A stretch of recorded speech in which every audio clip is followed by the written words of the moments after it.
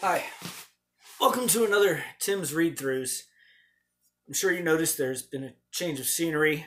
My chair is in the process of being reupholstered. I got it taken apart. I got some of the fabric taken off, and I'm moving right along with it. Also, I'm sure you noticed that this past weekend I didn't do the Danny reading I promised.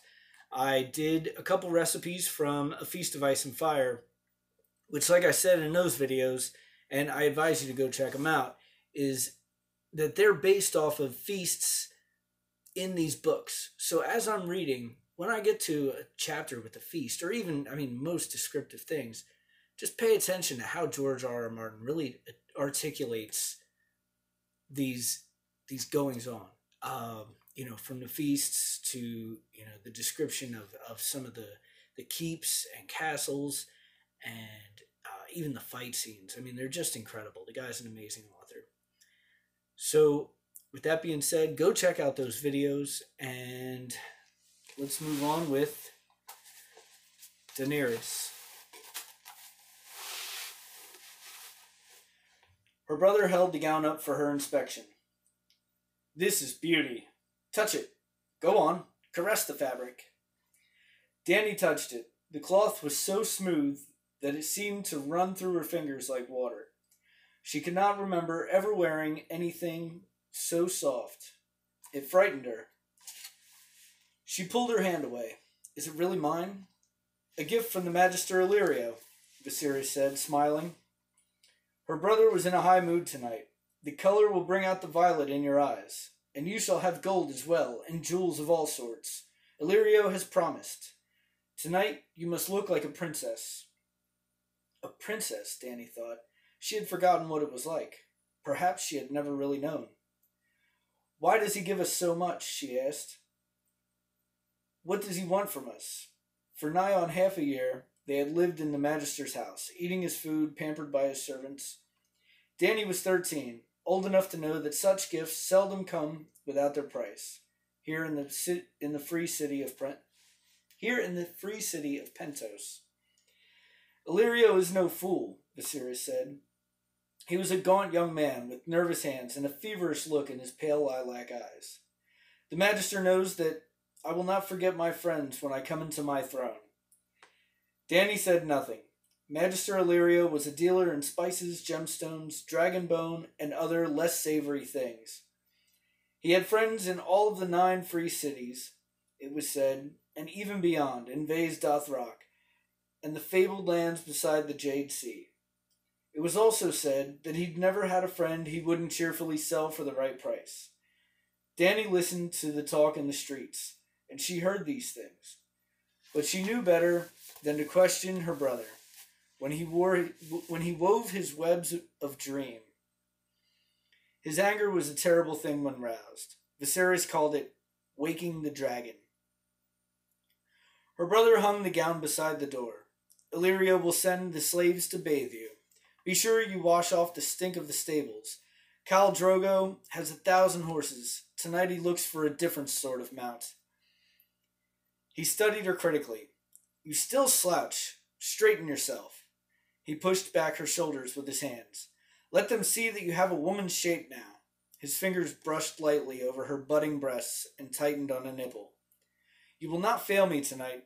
If you do, it will go hard for you. You don't want to wake the dragon, do you? His fingers twisted her. The pinch cruelly hard through the rough fabric of her tunic. Do you? He repeated. No, Danny said meekly. Her brother smiled. Good. He touched her hair, almost with affection. When they write the history of my reign, sweet sister, they will say that it began tonight. When he was gone, Danny went to her window and looked out wistfully on the waters of the bay. The square brick towers of Pentos were black silhouettes outlined against the setting sun. Danny could hear the singing of the red priests as they lit their night fires and the shouts of the ragged children playing games beyond the walls of the estate. For a moment, she wished she could be out there with them, barefoot and breathless, and dressed in tatters, with no past and no future, and no feast to attend at Khal Drogo's manse.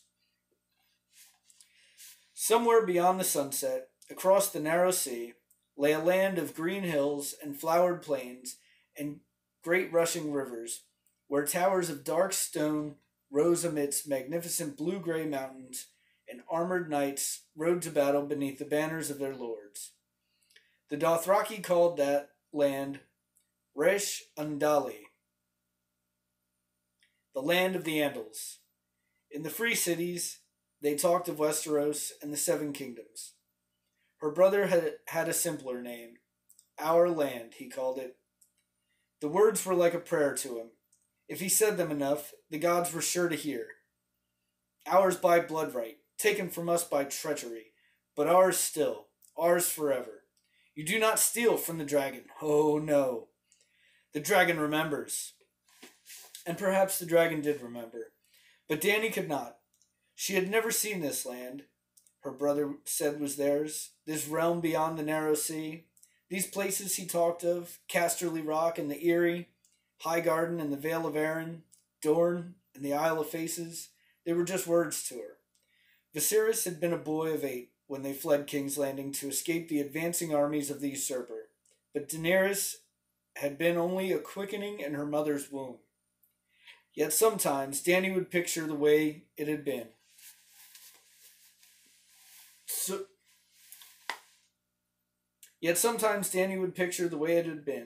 So often had her brother told her the stories. The midnight flight to Dragonstone, moonlight shimmering on the ship's black sails, her brother Rhaegar battling the usurper in the bloody waters of the Trident and dying for the woman he loved.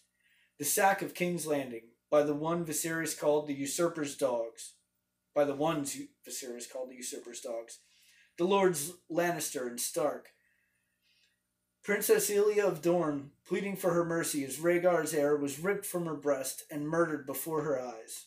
The polished skulls of the last dragon staring down sightlessly from the walls of the throne room while the Kingslayer opened father's throat with a golden sword.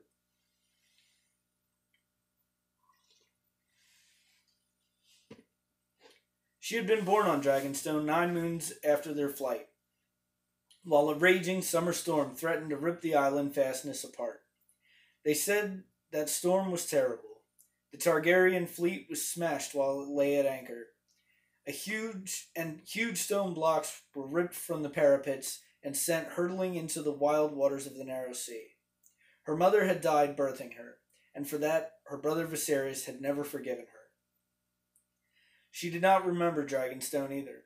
They had run again, just before the usurper's brother set sail with his new-built fleet. By then, only Dragonstone itself, the ancient seat of their house, had remained of the 7 kingdoms that had once been theirs. It would not remain for long. The garrison had been prepared to sell them to the usurper, but one night Sir Willem Darry and 4 loyal men had broken into their nursery and stolen them both, along with her wet nurse, and set sail under cover of darkness for the safety of the Braavosian coast. She remembered Sir Willem dimly, a great grey bear of a man, half blind, roaring and bellowing orders from his sickbed. The servants had lived in terror of him, but he always had been kind to Dany. He called her little princess and sometimes my lady, and his hands were soft as old leather. He never left his bed, though, and the smell of sickness clung to him day and night, a hot, moist, sickly, sweet odor. That was when they lived in Braavos, in the big house with the red door. Dany had her own room there, with a lemon tree outside of her window. After Sir Willem had died, the servants had stolen what little money they had left, and soon after they had been put out of the big house. Dany had cried when the red door closed behind them forever, and they had wandered since, from Braavos to Myr, from Myr to Tyrosh, and on to Qohor and Volantis and Lys, never staying long in any one place. Her brother would not allow it. The usurper's hired knives were close behind them, he insisted, though Dany had never seen one. At first, the magisters and archons and merchant princes were pleased to welcome the last Targaryens to their homes and tables. But as the years passed and the usurper continued to sit upon the Iron Throne, the doors closed and their lives grew meaner. Years passed, they had been forced to sell their last few treasures, and now even the coin they had gotten for their mother's crown had gone. In the alleys and wine sinks of Pentos, they called her brother the Beggar King. Dany did not want to know what they called her.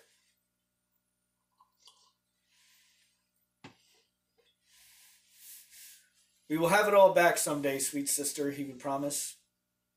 Sometimes his hands shook when he talked about it. The jewels and silks, Dragonstone and King's Landing, the Iron Throne and the Seven Kingdoms. All they have taken from us. We will have it back. Viserys lived for that day. All that Daenerys wanted back was the big house with the red door, the lemon tree outside her window, the childhood she had never known. There came a soft knock on her door. "Come," Dany said, turning away from the window. Illyrio's servants entered, bowed, and set about their business. They were slaves, a gift from one of the Magister's many Dothraki friends. There was no slavery in the free city of Pentos. Nonetheless, they were slaves. The old woman, small and gray as a mouse, never said a word. But the girl made up for it. She was Illyrio's favorite, a fair-haired, blue-eyed wench of 16 who chattered constantly as she worked. They filled her bath with hot water, brought up from the kitchen, and scented it with fragrant oils. The girl pulled the rough cotton tunic over Dany's head and helped her into the tub. The water was scalding hot, but Daenerys did not flinch or cry out. She liked the heat. It made her feel clean. Besides, her brother had often told her that it was never too hot for a Targaryen. "Ours is the house of the dragon," he would say. "The fire is in our blood." The old woman washed her long, silver-pale hair and gently combed out the snags, all in silence. The girl scrubbed her back and her feet and was told how lucky she was. Drogo is such a rich... I'm going to start that one over. Drogo is so rich that even his slaves wear golden collars.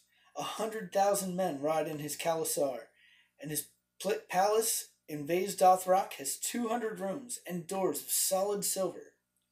There was more like that, so much more. What a handsome man the Khal was, so tall and fierce, fearless in battle, the best rider ever to mount a horse, a demon archer. Daenerys said nothing. She had always assumed that she would wed Viserys when she came of age. For centuries, the Targaryens had wed brother to sister, since Aegon the Conqueror had taken his sisters to bride. The line must be kept pure, Viserys had told her 1,000 times. Theirs was king's blood, the golden blood of old Valyria, and the blood of the dragon. Dragons did not mate with the beasts of the field, and Targaryens did not mingle their blood with that of lesser men. Yet now Viserys schemed to sell her to a stranger, a barbarian. When she was clean, the slaves helped her from the water and toweled her dry. The girl brushed her hair until it shone like molten silver, while the old woman anointed her with the spice flower perfume of the Dothraki plains. A dab on each wrist, behind her ears, on the tips of her breasts, and one last one, cool on her lips, down there between her legs. They dressed her in the wisps that Magister Illyrio had sent up, and then the gown, a deep plum silk to bring out the violet in her eyes. The girl slid the gilded sandals onto her feet, while the old woman fixed the tiara in her hair, and slid golden bracelets crusted with amethyst around her wrists.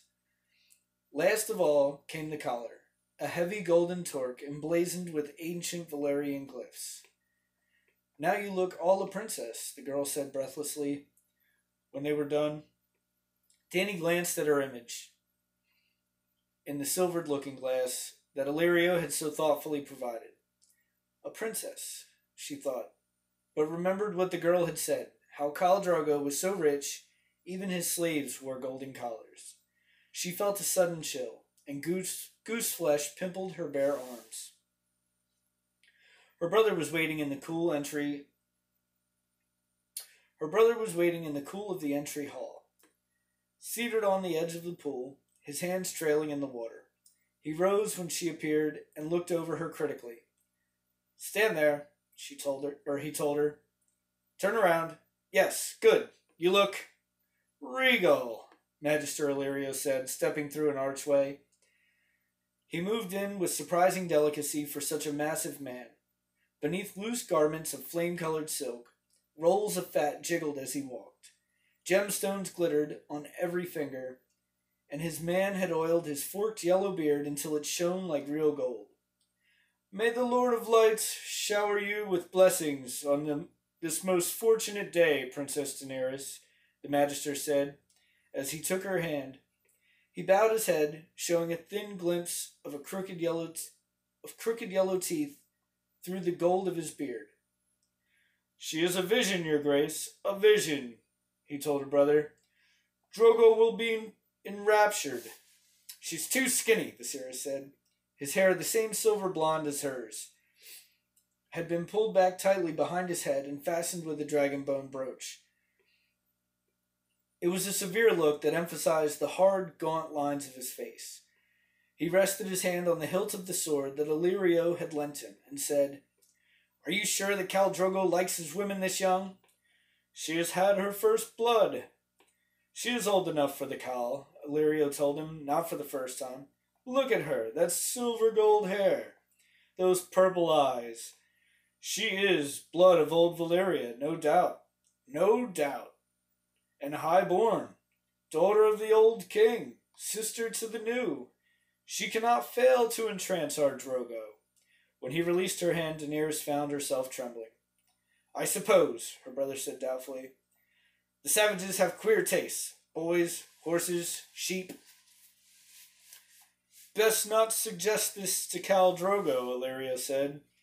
Anger flashed in her brother's lilac eyes. "Do you take me for a fool?" The Magister bowed slightly. "I take you for a king. Kings lack the caution of common men. My apologies if I have given offense." He turned away and clapped his hands for his bearers.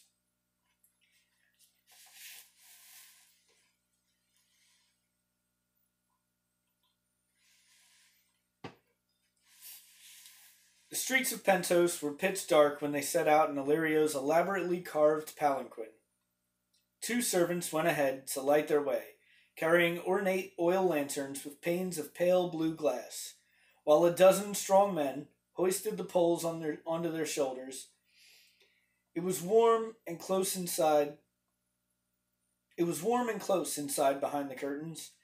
Dany could smell the stench of Illyrio's pallid flesh through his heavy perfumes. Her brother, sprawled out on pillows beside her, never noticed. His mind was away across the narrow sea. We won't need this whole Khalasar," Viserys said.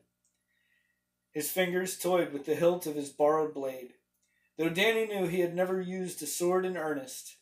10,000. That would be enough. I could sweep the 7 kingdoms with 10,000 Dothraki screamers. The realm will rise for its rightful king. Tyrell, Redwine, Darry, Greyjoy, they have no more love for the usurper than I do. The Dornishmen burn to avenge Aelia and her children, and the small folk will be with us. They cry out for their king. He looked at Illyrio anxiously. They do, don't they? They are your people, and they love you well, Magister Illyrio said amiably. In Holdfast, all across the realm, men lift secret toasts to your health, while women sew dragon banners and hide them against the day of your return from across the water. He gave a massive shrug. Or so my agents tell me. Dany had no agents, no way of knowing what anyone was doing or thinking across the narrow sea. But she mistrusted Illyrio's sweet words, as she mistrusted everything about Illyrio. Her brother was nodding eagerly, however. "I shall kill the usurper myself," he promised, who had never killed anyone. "As he had killed my brother Rhaegar, and Lannister too. the Kingslayer, for what he did to my father." "That would be most fitting," Magister Illyrio said. Dany saw the smallest hint of a smile playing around his full lips, but her brother did not notice. Nodding, he pushed back a curtain and stared off into the night. And Dany knew he was fighting the Battle of the Trident once again. The 9-towered manse of Khal Drogo sat beside the waters of the bay, its high brick walls overgrown with pale ivy. It had been given to the Khal by the Magisters of Pentos, Illyrio told them. The free cities were always generous with the horse lords. "It is not that we fear these barbarians," Illyrio would explain with a smile.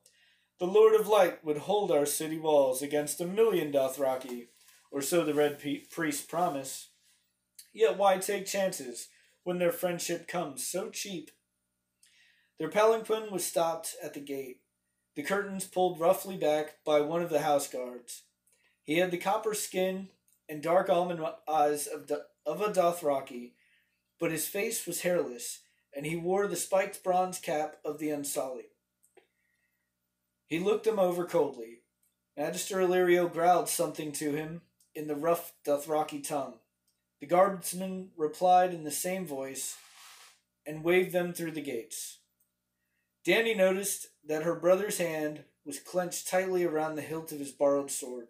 He looked almost as frightened as he felt.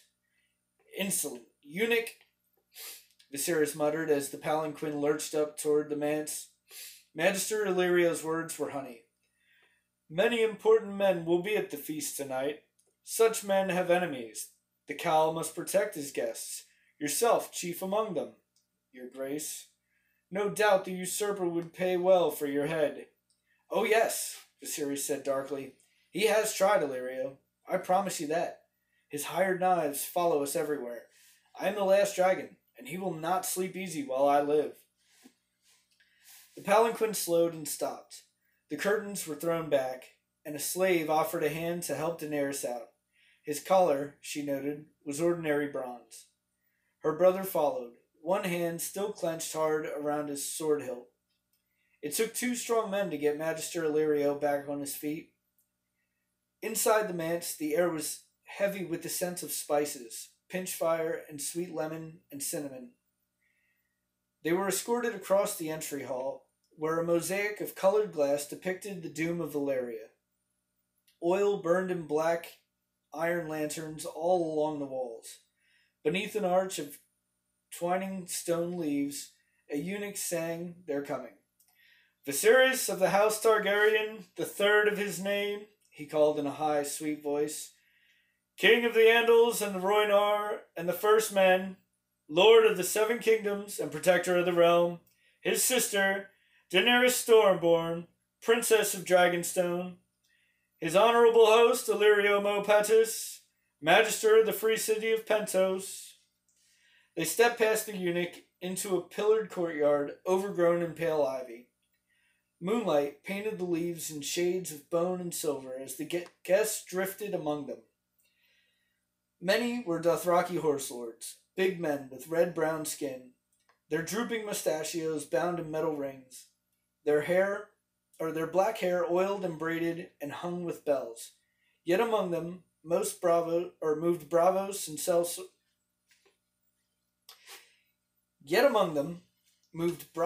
sellswords from Pentos and Myr and Tyrosh. A red priest even fatter than Illyrio, hairy men from the port of Ibn, and lords from the Summer Isles, with skin as black as ebony. Daenerys looked at them all in wonder and realized with a sudden start of fear that she was the only woman there. Illyrio whispered to them. "Those 3 are Drogo's blood riders there," he said. "By the pillar is Khal Moro, with his son, Rogaro. And the man with the green beard is his brother. And the man with the green beard is brother to the Archon of Tyrosh. And the man behind him is Sir Jorah Mormont." The last name caught Daenerys. "A knight?" "No less," Illyrio smiled through his beard, "anointed with the 7 oils by the High Septon himself." "What is he doing here?" she blurted. The usurper wanted his head, Illyria told them. Some trifling affront. He sold some poachers to a Tyrashi slaver instead of giving them to the Night's Watch. Absurd law. A man should be able to do as he likes with his own chattel. I shall wish to speak to Sir Jorah before the night is done, her brother said. Dany found herself looking at the knight curiously. He was an older man, past 40 and balding, but still strong and fit. Instead of silks and cottons, he wore wool and leather. His tunic was a dark green, embroidered with the likeness of a black bear standing on 2 legs. She was still looking at this strange man from the homeland she had never known when Magister Illyrio placed a moist hand on her bare shoulder. Over there, sweet princess, he whispered. There is the Khal himself. Dany wanted to run and hide, but her brother was looking at her, and if she displeased him, she knew she would wake the dragon. Anxiously, she turned and looked at the man Viserys hoped would ask to wed her before the night was done. The slave girl had not been wrong, she thought. Khal Drogo was a head taller than the tallest man in the room, yet somehow light on his feet, and graceful as a panther in Illyrio's menagerie. He was younger than she thought, no more than 30. His skin was the color of polished copper, his thick mustachios bound with gold and bronze rings. I must go and make my submissions, Magister Illyrio said. Wait here, I shall bring him to you. Her brother took her by the arm as Illyrio waddled over to the Khal, his fingers squeezing so hard that they hurt. Do you see his braid, sweet sister? Drogo's braid was black as midnight and heavy with scented oil, hung with tiny bells that rang softly as he moved. It swung well past his belt, below even his buttocks, and the end of it brushing against the back of his thighs. You see how long it is, Viserys said. When Dothraki are defeated in combat, they cut their braids off in disgrace, so the world will know their shame. Khal Drogo has never lost a fight. He is Aegon the Dragonlord, come again, and you will be his queen. Dany looked at Khal Drogo. His face was hard and cruel, his eyes as cold and dark as onyx. Her brother hurt her sometimes when she woke the dragon, but he did not frighten her the way this man frightened her. I don't want to be his queen, she heard herself say in a small, thin voice. Please, Viserys, I don't want to. I want to go home. Home? He kept his voice low, but she could hear the fury in his tone. How are we to go home, sweet sister? They took our home from us. He drew her into the shadows, out of sight, his fingers digging into her skin. How are we to go home? He repeated, meaning King's Landing and Dragonstone, and all the realm they had lost. Dany had only meant their rooms in Illyrio's estate. No true home, surely, though all they had. But her brother did not want to hear that. There was no home there for him. Even the big house with the red door had not been home for him. His fingers dug hard into her arm, demanding an answer. I don't know, she said at last, her voice breaking. Tears welled in her eyes. I do, he said sharply. We go home with an army, sweet sister, with Khal Drogo's army. That is how we go home. And if you must wed him, and bed him for that, you will. He smiled at her. I'd let his whole Khalasar fuck you if need be, sweet sister. All 40,000 men, and their horses too, if that was what it took to get my army. Be grateful it is only Drogo. In time, you may even learn to like him. Now dry your eyes. Illyrio is bringing him over, and he will not see you crying. Dany turned and saw that it was true. Magister Illyrio, all smiles and bows, was escorting Khal Drogo over to where they stood. She brushed away unfallen tears with the back of her hand. Smile, Viserys whispered nervously, his hand falling to the hilt of his sword. And stand up straight. Let him see that you have breasts. God knows you have little enough as it is.